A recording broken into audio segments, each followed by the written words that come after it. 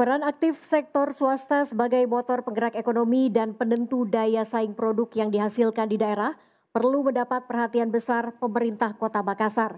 Apa yang harus dilakukan untuk dapat menciptakan iklim usaha yang kondusif dalam meningkatkan peran sektor swasta tersebut? Kami persilahkan pasangan calon nomor urut 3 untuk menjawab. Waktu Anda 1 menit 30 detik dimulai dari Anda berbicara. Terima kasih.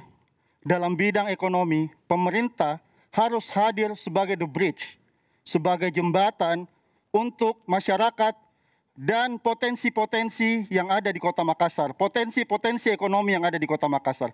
Kita harus membuka selebar-lebarnya peluang-peluang usaha yang bisa didapatkan oleh masyarakat Kota Makassar.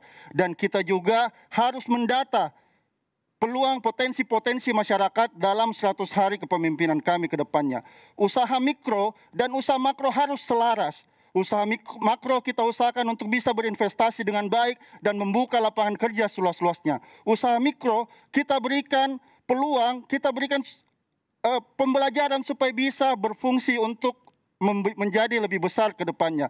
Kita membesarkan yang kecil tapi tidak mengecilkan yang besar.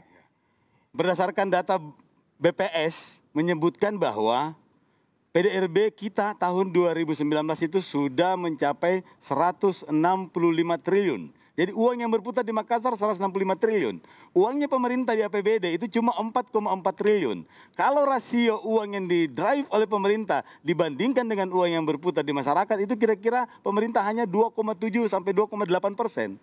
Berarti pemerintah mesti paham bahwa swasta di Makassar itu luar biasa pentingnya. Biarkan swasta bergerak pada irama yang sama, maka kita akan sejahtera sama-sama.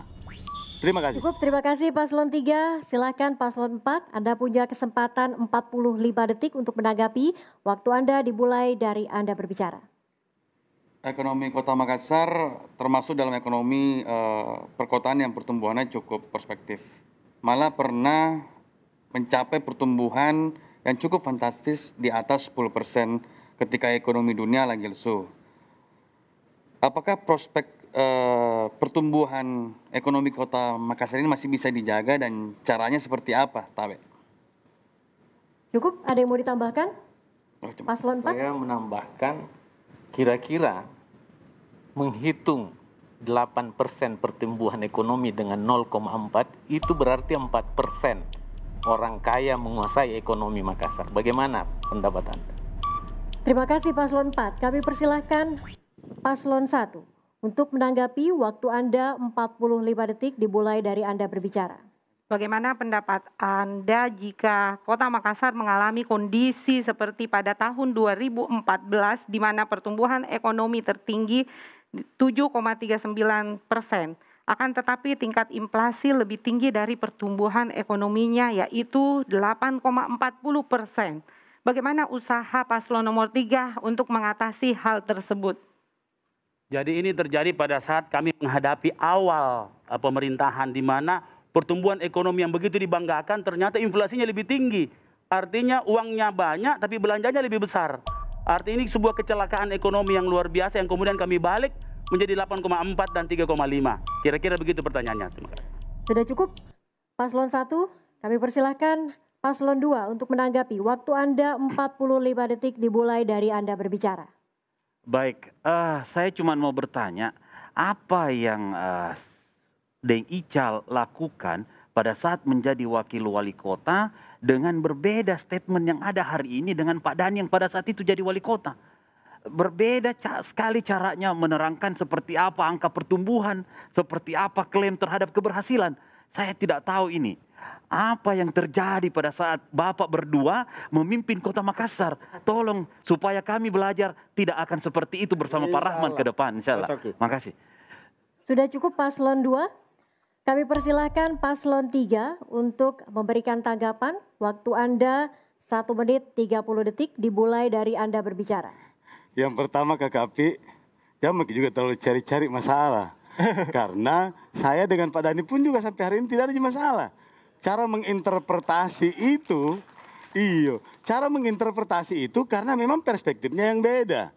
Gini rasio hari ini menurut data BPS itu 0,398 titik. Berarti bahwa fluktuasinya itu memang tergantung dari banyak hal. Tetapi yang paling penting adalah kita memaknai bahwa distribusi sumber-sumber dan pengelolaan faktor produksi menjadi hal yang paling mutlak di Makassar. Jangan hanya dikuasai oleh kelompok tertentu, kasihan. Dan pemerintah harus hadir melakukan redistribusi. Pemerintah harus memegang kewenangan dan otoritas yang dimiliki supaya faktor-faktor produksi ini terdistribusi ke kelompok-kelompok yang lain, ke entitas yang lain, ke UMKM. Jangan Anda kuasai bisnis ini, mau tol lagi di sini, mau tol lagi di sini. Kalau hanya faktor kapital, pemerintah tidak melakukan pengendalian, maka yang rusak ini adalah struktur ekonomi paling bawah. Maka pemerintah mesti hadir untuk memastikan UMKM di dalam lorong punya kesempatan untuk produktif. Ada KUR, ada jaminan, ada pendampingan, ada pemasaran. Yang mesti pemerintah hadir. Di depan para konglomerat itu pemerintah mesti membentengi UMKM. Jangan dibiarkan masyarakat yang kaya bersaing bebas dengan orang yang belum berdaya. Cukup. Di situ Deng Ical sama Kakak Pari ada. Terima kasih Paslon 3. Waktu Anda habis. Pemirsa dan hadirin